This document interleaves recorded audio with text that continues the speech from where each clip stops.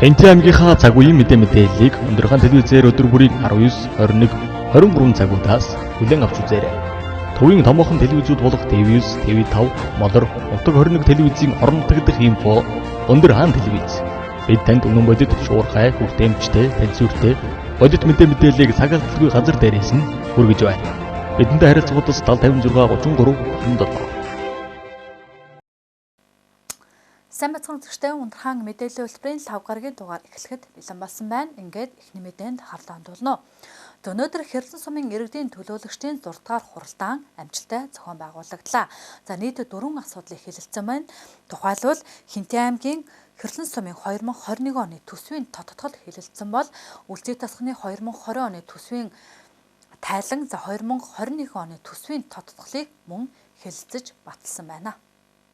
Өнөөдрийн хуралдаанд нийт 4 асуудлыг хэлэлцэн батлаа. Тухайлбал Хэрлэн сумын 2021 оны төсвийн тодтогдол хэлэлцэх, Үлзий тасганы 2020 оны төсвийн гүйцэтгэлийн тайлан, Үлзий тасганы 2021 оны төсвийн тодтогдол, орон нутгийн хөгжлийн сангийн хөрөнгөөр хийгдэж байгаа бүтээн байгуулалтын ажлын танилцуулга зэрэг асуудлыг хэлэлцэн баталсан байна.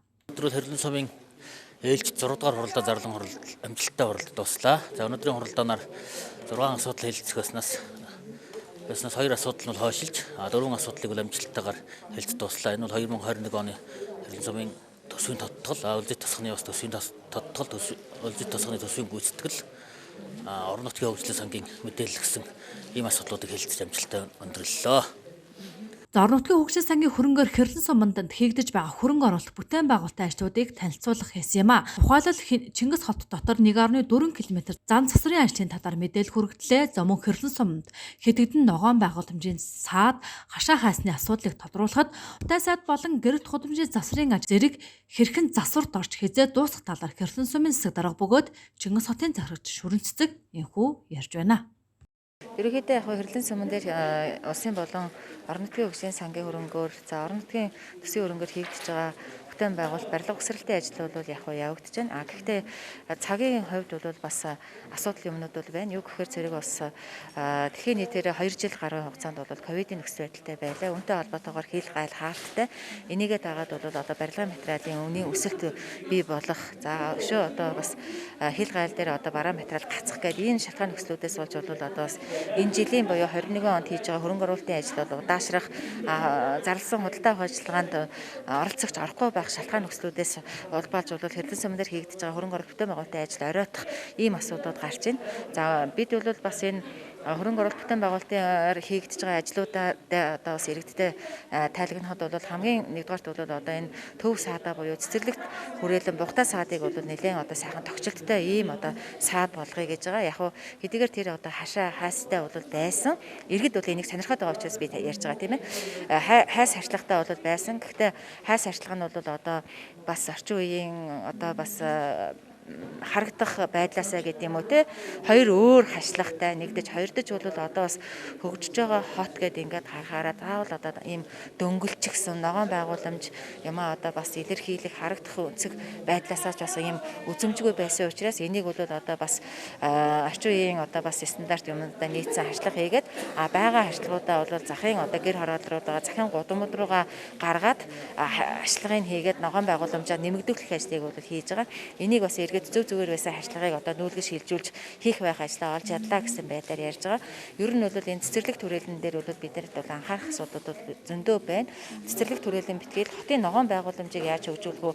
Хотыг хог шороогүй яаж болгох вэ гэдэг тал дээр бол иргэн бүр байгууллага бүр энэ дор бүрнээ анхаарахгүй бол яг гоо чамгүй хугацаанд бас энэ тал дээр анхаарч ажиллаж байгаа хүний хувьд бол үнэхээр энэ дийлэхгүй байна. Хогтоогоо ноцолдож байна, хогтоогоо ноцолдож байгаа хотын замын шороог бас авах гэж үзэж байна. Хот тогчлтын 10 дахь ажилтан бол ажиллаж байна. Харьцангуй харин энэ жил бол одоо бид бас ногоон байгууламжн дээр бол нэлээдгүй анхаарч ажилласан. Ногоон байгууламж хөрөө зөвхөн мод тариагүй, энэ нийтийн эзэмшлийн талбай зэрлэг ургуулахгүй байх, тогтчлох тал дээр анхаарч ажиллаж байгаа. Гэхдээ хитгэн хүн та хэд ч ихсэн хардаг баг те 2-3 хүн манай ногоон байгууламж хариуцсан ажилтан Алтан гэдэг юм уу ийм хүн бол манай хот огчлтон дээр нэг л байдаг. Гэхдээ бид одоо бас янз бүрийн гэрээ контактаар хүмүүс авах төсөл хөтөлбөр бичиж одоо ажилтан орон тоог нэмж энэ ажлыг бас жоохон чанартай гүйцэтгэх тал дээр анхаарч ажилласан. Тэгээ энийг болохгүй байх, бүтэхгүй байх гэж бол одоо бид одоо цаашдаа ярьж хэлэхээсээ илүүтэйгээр одоо орчин үеийн дийдсэн хөдөлмөр цагийг хэмнэх тоног төхөөрөмжийг бий болгох, за бүтэц орон тоог батлуулах тал дээр бас анхаарч ажиллая гэж ингэж төлөвлөж байгаа. Тэгэхээр 22 оныхоо төсөв хөрөнгө оруулалтын ажил юмнууд дээр бас нэлээдгүй анхаарч ажиллая гэсэн юм төлөвлөгөөтэй байна. Дараагийн мэдээ. За Хинтээ аймагт орон нутгийн хөгжлийн сангийн хөрөнгөөр Чингис хотын төв замын шинжилэл, авто замын засвар, замын бордюрын ажил хийгдэх ажилд 1.8 тэрбум төгрөгийн төсвийн тодтогдол хийгдсэн. Үүнтэй холбогдуулан замын засварын ажил Чингис хотод эхэлсэн байна. За 2021 оны төсөвт 1 тэрбум төгрөгөөр замын ажлыг хийх бол 2022 онд 800 сая төгрөгөөр үлдсэн зам засварын ажлыг хийхээр төлөвлөж байна. Энэ талаарх мэдээллийг та бүхэн одоо хүлээн авч ирсэн үү? Чингис хотын төв болох Цагуурын уулзуураас холбооны уулзуур баруун дөрвөн замын зорчих хэсгийг өргөсгөх, Хамбург дэлгүүрээс урагшаа 160 м замыг ус зайлуулах хоолой хамт 1.4 км замыг бүрэн шинжлэх, 800 м квадрат төвдөрлийг засахаар 2021 оны орон нутгийн хөгжлийн сангийн хөрөнгөөр хэрэгжүүлэх хөрөнгө оруулалтын төсөлд 2021-аас 2022 онд 1.8 тэрбум төгрөгөөр санхүүжүүлэхээр тооцож, энэ онд 1 тэрбум төгрөгөөр 2022 онд 800 сая төгрөгийн ажил хийгдэх болжээ. Мөн Чингис хотын төв замын бордюр шинжилтийг 15.5 сая төгрөгөөр хөгжүүлж ажил эхэлсэн байна. За энэ маань бид нар бол жил болгон бас та бүхэн мэдж байгаа. Жил болгон 50-60 сая төгрөг орон нутгийн хөгжлийн сангийнхаа нөгөө замын сангийн мөнгөнд тавьж нөхөөсийг бол хийж явдаг. Энэ маань бол жилээс жил 9 нөхөс мөр дараа жил дахиад эвдэрдэг. Тийм учраас бид нар үр ашиггүй ингэж зам засварынхаа ажлыг хийж яснаас тодорхой хэмжээний бас нэг томоохон шиг, зөрөгтэйхэн шиг бас нэг мөнгө тавиад хийлгийа гэдэг 1.8 тэрбум төгрөгийн төсөв гаргацсан. Энэ жилдээ бол бид 20 оны хэмнэгдсэн нэг орон нутгийн хөгжлийн сан дээр нэг 700 гаруй сая төгрөг байсан.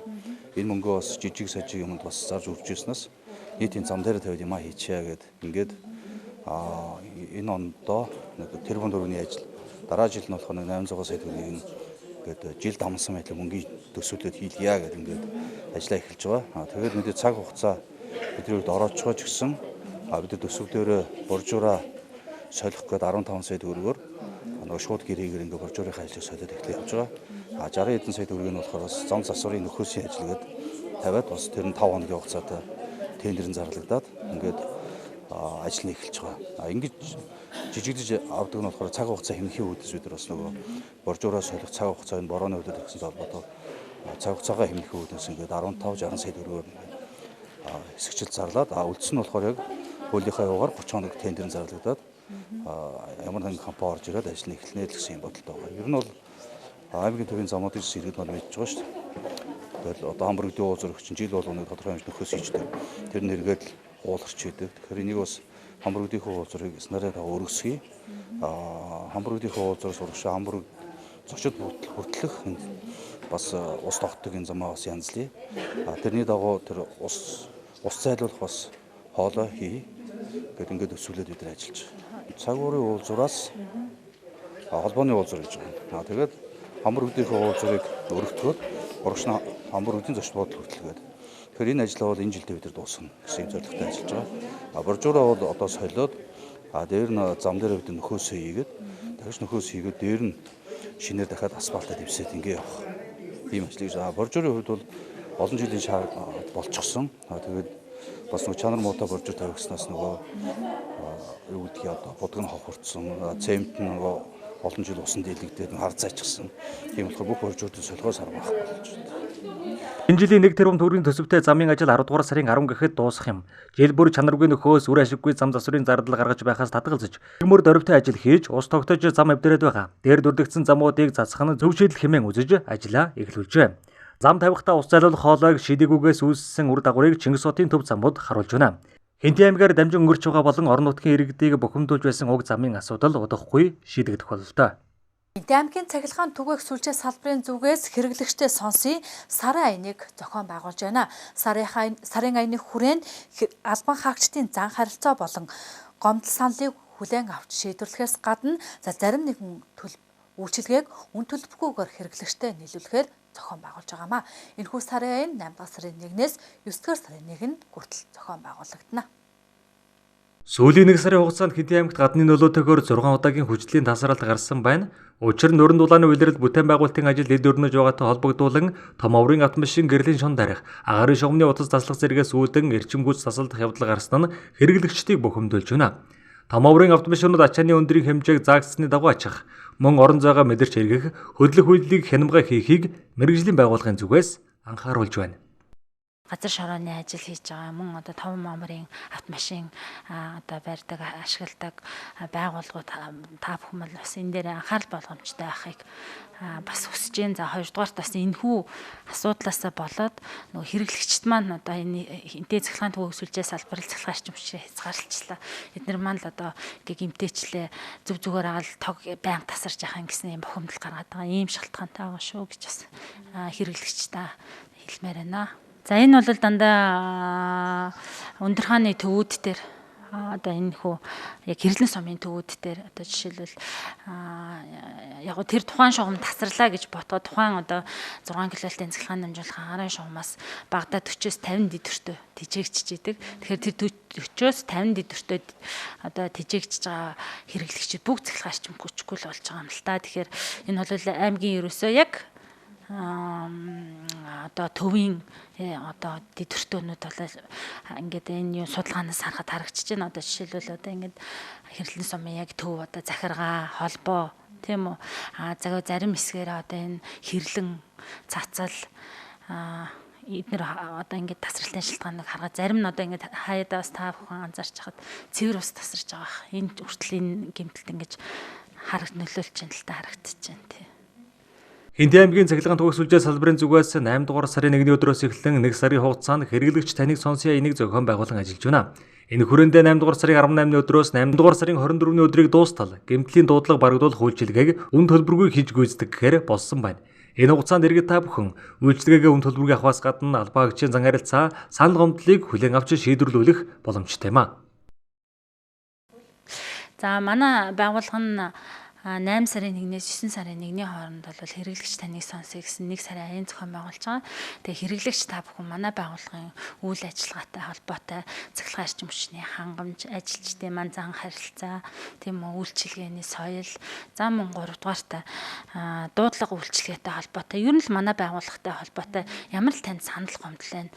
Энэхүү санал гомдлоо 99 56 0130 гэсэн дугаараар за ажлын өдрүүдэд ажлын цагаар биднэрт бол нээлтээр мэдээлж болно. За энэ утсан дээр бол миний бие болон манай борлуулалтын инженер бит хоёр ингэж ээлжилж хэрэглэгч таны санал гомдлыг тухай бүртэн тэмдэглэж авч за тэгээд богино хугацаанд таны асуудлыг шийдвэрлэж өгөх болно. За тэгээ мөн 8 сарын 18-наас 8 сарын 24-нийг дуустал 7 хоногийн хугацаанд хэрэглэгч таны гэмтлийн дуудлагыг үн төлбөргүй манай байгууллага бол та бүхэнд хэрэгж та бүхэнд үйлчилж байгаа. Та одоо жишээлбэл гэртээ арь зайтгаа солиулах, унтраалгаа солиулах. За тэгээд одоо ямар л баг жижиг баг одоо тий гэмтлийн дуудлага гэдэг тэр бүхний чинь бол манай байгууллага 100% үн төлбөргүй үйлчилж ажиллаж байгаа. Бидэд бол манай байгууллага бол сүүлийн одоо үйл ажиллагааны маань цаанд гол нь хэрэглэгч рүүгээ чиглэсэн олон талт үйл ажиллагааг зохион байгуулж байна. Одоо танд хэрэглэгч таныг сонсоо сарын аянгаа дуусгачаад дараагийн одоо хэрэглэгчдийнхаа тоолрын заалтыг хэрэглэгч бүрт нь харуулах бас энийг бас зохион байгуулахаар ингээд төлөвлөд ажиллаж байгаа. За мөн дээрэс нь бас дэлхийн банкны төсөл 2 эрчим хүчний төсөл 2 буюу дэлхийн банкны санхүүжилт дээр хийгдэх ажил маань бол тэнд нэм үйл ажиллагаа нь болоод одоо ингээд ажил маань эхлэх шатандаа ерөөхдөө явж байгаа. Сар тахалтай байгаа энэ үед Монгол Улсын засгийн газраас цахилгаан эрчим хүчний төлбөрийг тэглэх шийдвэрийн дагуу айл өрхийн цахилгааныг тэглэсэн хэвээр байгаа. Эрчим хүч үн төлбөргүйгээд ачаал хит их үүсэхгүй байх тал дээр анхаарах шаардлагатай юм а. Мөн өвлөлтийн бэлтгэл бэлэн байдлыг Хинтээ цахилгаан түгээх сүлжээ салбарын хамт олон шатдараатай зохион байгуулан ажиллаж байна. Хөтөлбөртэй хамт үзэгч та бүхэндээ баярлалаа. Дараагийн мэдээнд анхаарлаа хандуулна. За Хинтээ аймгийн Мөрөн суманд автозамын татвар хураах цэг 7 сарын 28-наас эхлэн үйл ажиллагаагаа явуулж эхэлсэн. За гэвч Хинтээ аймгийн дугаартай автомашинаас төлбөрт аваад байгаа иргэдийн санал гомдлын дагуу бид газар дээр нь очиж мэдээ сурвалжлагыг бэлтгэн хүргэлээ. Энэ лах мэдээллийг одоо хүлээн авч ирсэн нь. Хинтээ аймгийн Зариг хуудсанд мөрөнгийн төлбөр авахцыг нь Хинтээ аймгийн дугаартай автомашинаас төлбөр байнга авч байна. Хинтээ аймгийн нутаг дэвсгэрт баригдсан төлбөр авахцыг байж нутгийн иргэдийн машинаас авах ёсгүй гэж иргэд шүүмжлэлтэй хандаж тодруулж өгөх хүсэлтийн дагуу бид Хинтээ аймгийн мөрөнгийн төлбөр авахцыг ахлагч Амар сайхнаас тодрууллаа. Манай одоо Хинтээ мөрөө төлбөр авахцыг буюу одоо энэ байгууламж нь улсын байгууламж байна. 2021 оны 7 сарын 28-ны өдөр ашиглалтанд ороод ингээ үйл ажиллагаа 28-наас хойш тасралтгүй ингээ явуулж байна. Нийтдээ бол одоо төлбөр хураагч бүхний оператор гэсэн бүрэлдэхүүнтэй ажиллаж байгаа. Нийтдээ бол 9 хүний бүрэлдэхүүнтэй одоо манайх үйл ажиллагаагаа явуулж байна.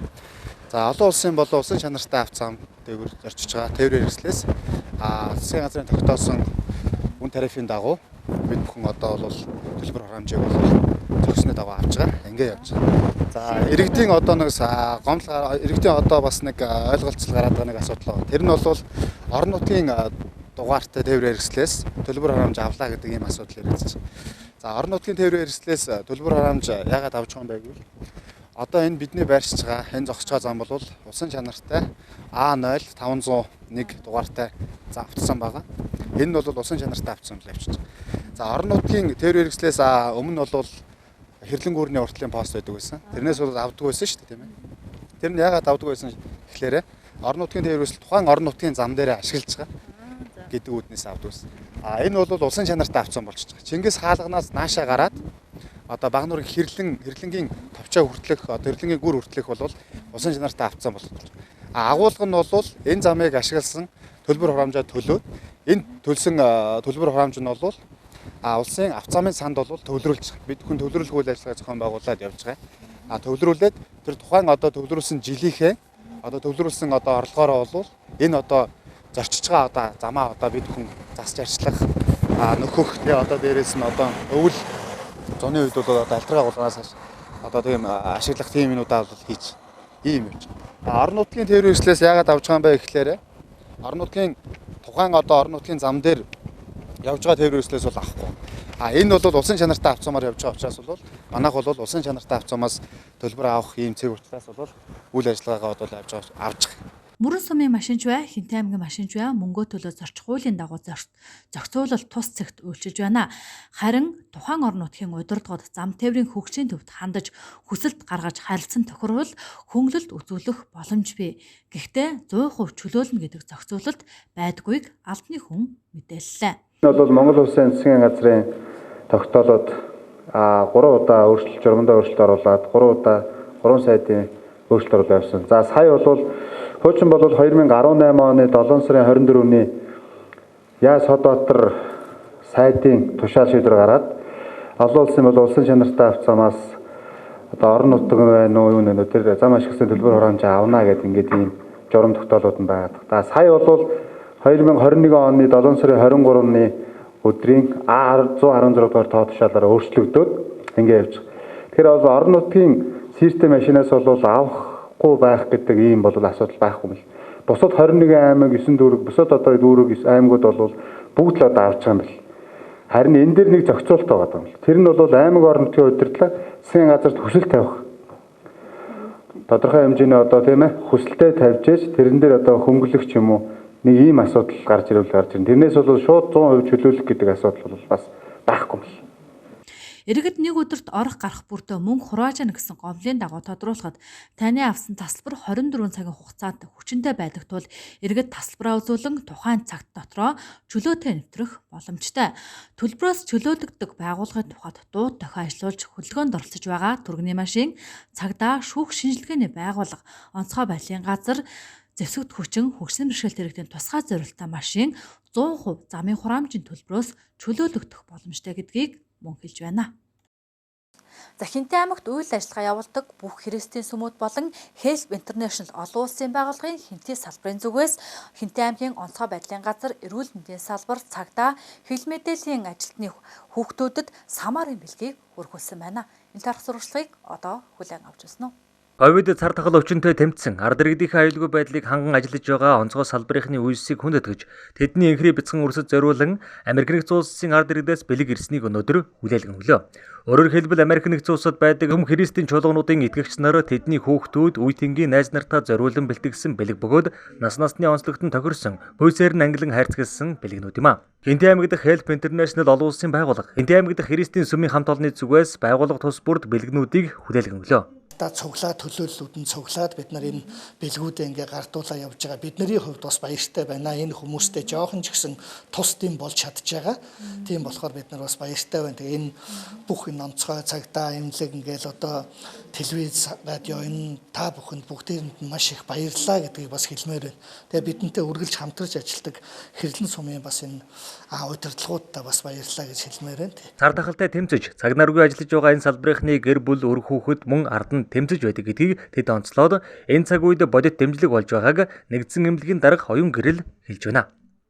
Баярлалаа. Тэгээд энэ Хинтээ аймаг дахь одоо христийн цуглааны хүмүүс маань одоо сайн санаагаар нэгдэж манай одоо ковидын цар тахлын энэ хүнд хэцүү нөхцөлд ажиллаж байгаа энэ чимлэгийн ажилчдын маань одоо үр хүүхдүүдийг бас тодорхой хэмжээгээр баярлуулж энэ одоо Америк нэгдсэн улсын хүүхдүүдийн одоо энэ бэлгийг одоо өгч байгаад үнэхээр баярлаж байна.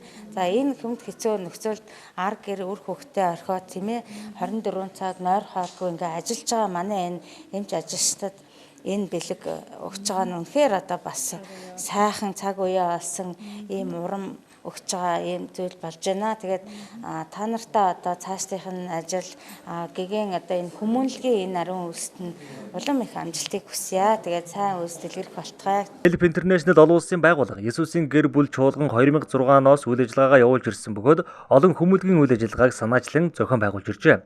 20-419 дугаар ангид талхны машин Номын санг тогтчулсан мөн мужаан гар урлал оёдлын цэхийг тогтчулан өгчээ. 7 хоног бүр нэг ядуу өрхийн хүүхдүүдийг хооллож, ядуу өрхийн өвдөн хэрэгцээнд нүүрс түлээний дэмжлэг үзүүлж, архинд онцсон хүмүүстэй хамтран ажиллаж, хаяад гэр бүл архины хамгаалалаас салсан зэрэг олон хүмүүлгийн үйл ажиллагааг санаачлан хийж байна. Ундрахаан мэдээлэл хөтөлбөрийн 5 гарагийн дугаартай хамт байсан үзэгч та бүхэндээ баярлалаа. Баасан гарагийн мэдээлэл хөтөлбөрөөр эргэн уулзлаа. Түр баяртай.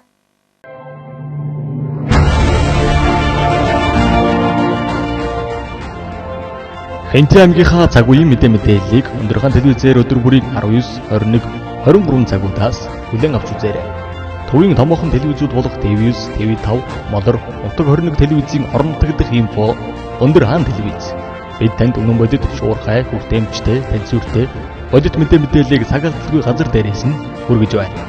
Бидэнтэй харилцагуудаас 7056 33 97